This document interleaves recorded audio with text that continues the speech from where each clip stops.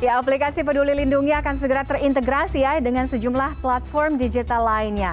Di satu sisi ini mungkin menjadi solusi karena cakupan Peduli Lindungi akan lebih banyak atau lebih luas lagi sehingga bisa memudahkan Anda pengguna masyarakat.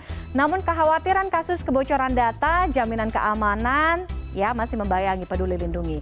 Untuk membahasnya kami sudah terhubung melalui sambungan Zoom dengan CEO Digital Forensik Indonesia, Mas Ruby Alamsyah, dan juga ada Chief Digital Transformation Officer Kemenkes, Pak Setiaji. Selamat malam Pak Setiaji dan juga Mas Ruby. Selamat malam. Baik, terima kasih Bapak-Bapak sudah bergabung dengan Connected malam hari ini. Saya ke Pak Setiaji dulu. Jadi apa yang melatar belakangi fitur Peduli Lindungi ini nantinya akan integrated atau terintegrasi dengan berapa? 11 kalau saya nggak salah ya, kurang lebih ya. Skema model integrasinya nanti akan seperti apa Pak Setiaji? Ya, terima kasih. Selamat malam para pemirsa. Ya, jadi kami ini salah satu juga kami menjawab ya keluhan masyarakat bahwa pertama banyak sekali sih aplikasi yang harus diinstal gitu ya di dalam smartphone-nya, dan kemudian kita melihat bahwa Peduli Lindungi ini merupakan platform yang bisa digunakan dan kemudian diintegrasikan dengan platform-platform yang lain, mirip seperti misalnya aplikasi online dan sebagainya yang terintegrasi dengan sistem yang lain. Nah, jadi modelnya itu adalah sebenarnya tidak men-share data-data pribadi seluruhnya, tetapi adalah pengguna seperti pengguna Gojek, Grab dan lain sebagainya itu yang akan menerima informasi pada saat melakukan check-in di dalam mall ataupun venue-venue yang ada kiosnya. Nah, data itulah yang kita kirim gitu, data statusnya. Apakah merah, kuning, ataupun hijau dan hitam. Jadi modelnya seperti itu. Skemanya kita men-share API yang kita enkripsi, yang hanya bisa dibaca oleh aplikasi yang memang kerjasama dengan sistem kami.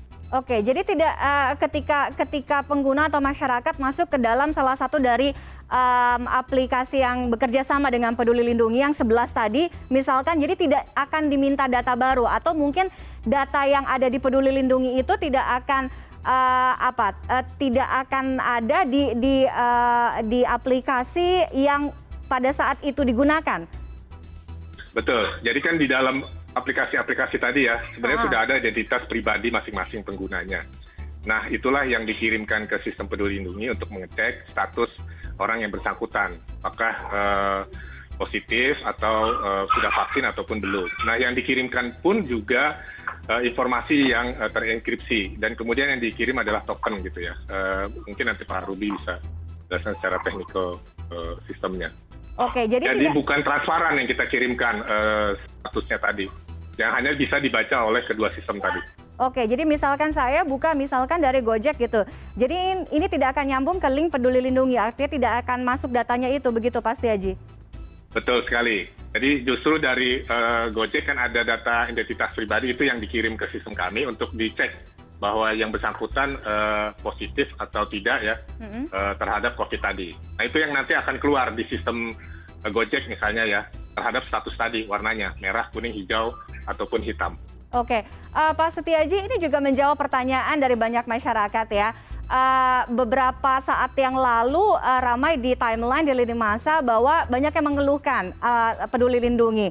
Ada yang tiba-tiba ke logout sendiri, ada yang nggak bisa check-in ketika masuk atau sudah ada di depan pusat perbelanjaan atau tempat yang mengharuskan untuk check-in dengan Peduli Lindungi. Artinya kenapa tidak memfokuskan untuk diberesin dulu, dibenahi dulu Peduli Lindunginya, karena masih banyak PR, masih banyak keluhan, alih-alih terintegrasi dengan aplikasi lainnya. Ya, jadi sebenarnya secara bertahap kami juga melakukan improvement ya. Sebentar lagi juga akan launching, ini masih proses approval dari Google Play Store, beberapa isu. Pertama, background location, terus kemudian juga term and reference yang kemarin didiskusikan bersama juga dengan komunitas government Indonesia Forum juga. Jadi masukan-masukan dari masyarakat juga tetap kita perhatikan untuk mengimprove layanan Peduli Lindungi. Nanti kan dalam waktu dekat kita juga akan rilis aplikasi yang baru. Jadi sebenarnya paralel, karena kan ada masyarakat juga yang pertama tadi keterbatasan memori ya, dibandingkan menginstal kembali aplikasi baru, kenapa tidak menggunakan aplikasi-aplikasi yang sudah ada diinstal oleh masyarakat. Nah, ini dalam rangka untuk prinsip kemudahan.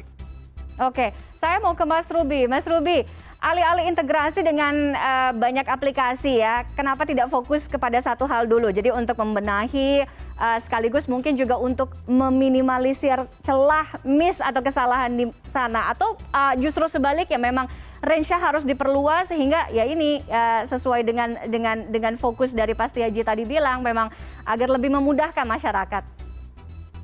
Baik, pertama-tama kita apresiasi dulu Kemenkes dan pemerintah telah melakukan ini menurut saya sih kalau kita lihat positifnya ini sebenarnya inovasi. Di saat ada kekurangan-kekurangan di aplikasi Peduli Lindungi, yang salah satu tadi Mbak Tiffany sebutkan terkait banyak yang susah akses, banyak yang mendapatkan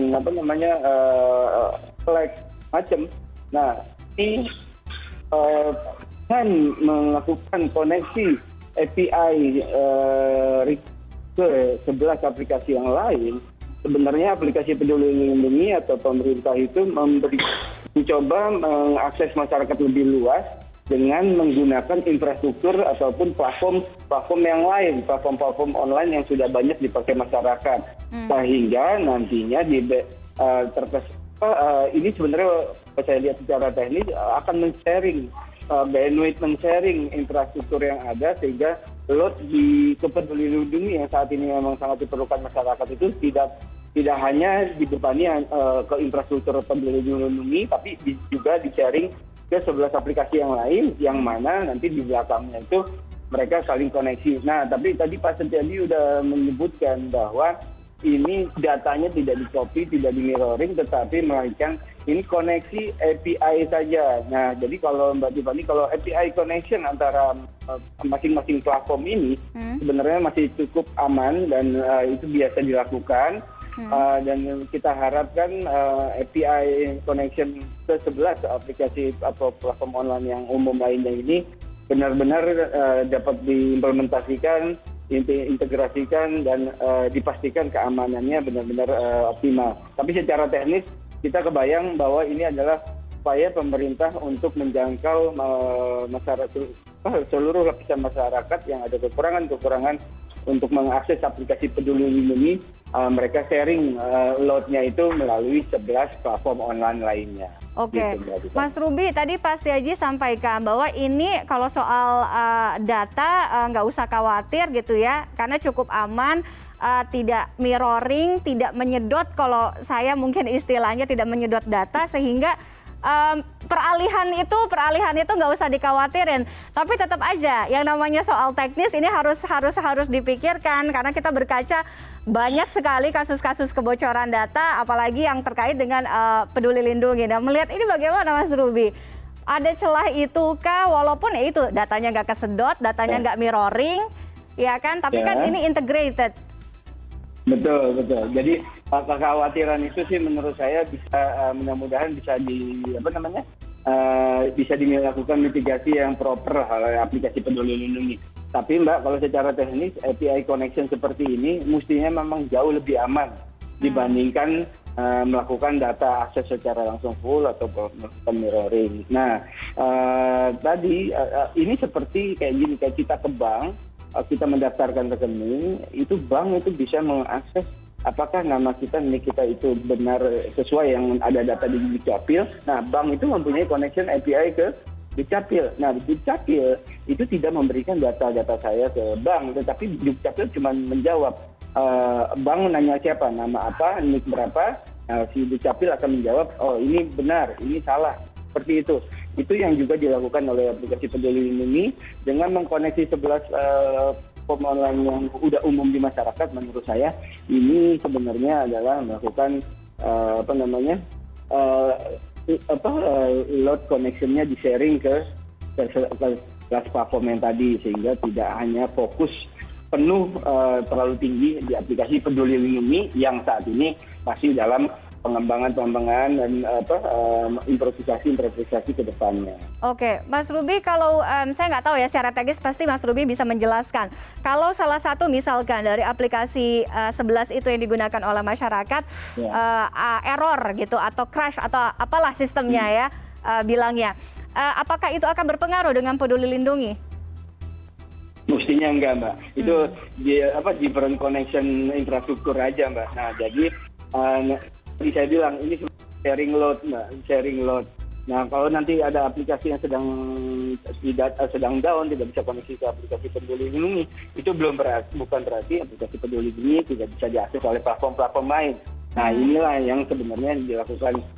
Menurut saya menarik juga, tapi bahasanya Kemenkes adalah kan ini untuk menjembatani masyarakat yang memorinya tinggi, memorinya penuh segala macam. Tapi kalau kami lihat dari segi teknisnya sebenarnya ini load sharing aplikasi Peduli Lindungi ke 11 platform online yang sudah umum, yang sudah banyak digunakan oleh masyarakat. Oke, saya kembali ke Pak Setiaji. Berarti memang clear ya Pak, tidak ada peralihan data dari Peduli Lindungi ke aplikasi yang lain itu ya Pak Setiaji ya? Ya, sebenarnya sebelum mereka melakukan integrasi, kita melakukan semacam fakta integritas ya. Apabila mereka menyimpan datanya, itu yang akan kita tindak lanjuti dengan masuk ke ranah yang lainnya. Jadi memang bisa dipastikan, pertama secara sistem bahwa mereka tidak menyimpan, kalaupun menyimpan hanya token yang tidak bisa dibaca ini nama siapa, individu siapa gitu. Yang kedua, secara regulasi juga kita atur di dalam fakta integritas tadi. Jadi dua sisi, kita memastikan data yang di-sharing ke mereka itu ya adalah terenkripsi dan kemudian secara hukum juga terlindungi. Oke, encrypted dan secara hukum juga terlindungi. Tapi harus ada mitigasi tentunya Pak Setiaji yang harus disiapkan oleh Kementerian Kesehatan sebagai pengelola aplikasi ini.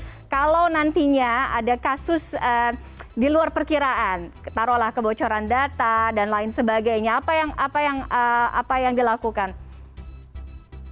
Ya, tentunya kita selalu continuous ya melihat perkembangan Peduli Lindungi ini. Banyak sekali yang bisa kita jaga, bukan kan ada 7 layer lapisan untuk security tadi ya, termasuk di sisi user juga.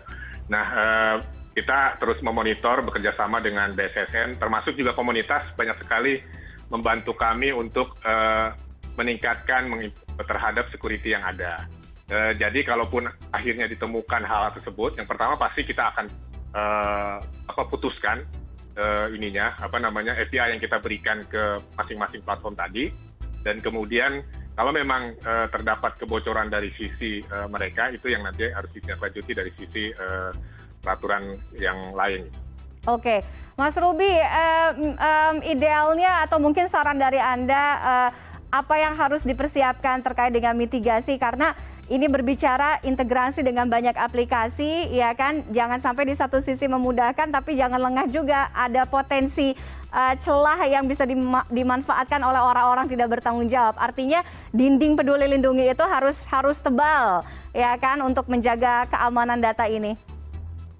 Ya, sepakat sekali Mbak Tiffany. Jadi untuk menjaga kepastian tadi, Kemenkes sudah menyiapkan fakta integritas. Tapi selain fakta integritas, menurut saya juga jangan terlalu percaya dengan fakta integritasnya ataupun terlalu rely on dengan fakta integritas.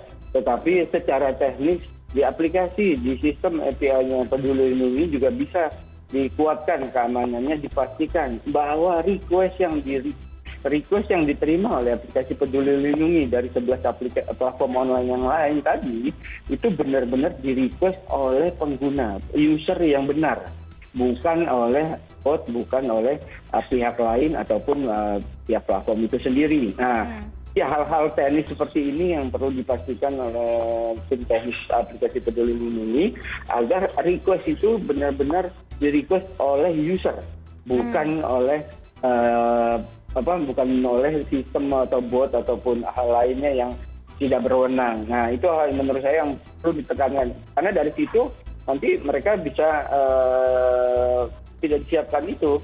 Akhirnya data bisa bocor walaupun ada teknik-teknik pengamanan seperti tadi. Nah, intinya adalah komunikasi API antara dilindungi dengan 11 platform online tadi benar-benar harus dipastikan keamanannya di segala titik. Jangan sampai ada kelengahan. Ada dua hal ya. Kita lihat aplikasi Peduli Lindungi sempat salah mencetak sertifikat vaksin yang Pak Jokowi kemarin. Kedua, di salah satu platform yang 11 tadi, kita sama-sama tahu tahun 2020 platform tersebut pernah bocor datanya. Nah, hal-hal seperti inilah yang perlu dipastikan oleh tim pemerintah agar benar-benar koneksi implementasi sebelum Oktober nanti itu benar-benar dapat dipastikan keamanannya secara utuh. Oke, jadi Pak Setiaji kurang lebih waktunya kurang dari seminggu lagi sudah pasti siap ya Pak ya dengan segala sistem keamanan. Kemudian tadi kalau pesannya Mas Ruby harus dipastikan betul itu hanya bisa diakses atau digunakan oleh user, tidak dengan sistem, tidak dengan bot dan juga sebagainya ya Pak Setiaji. Ya betul, terima kasih Pak Ruby. Sudah whitelist lah beberapa aplikasi tadi gitu untuk pengamanannya juga termasuk token yang kita enkripsi itu.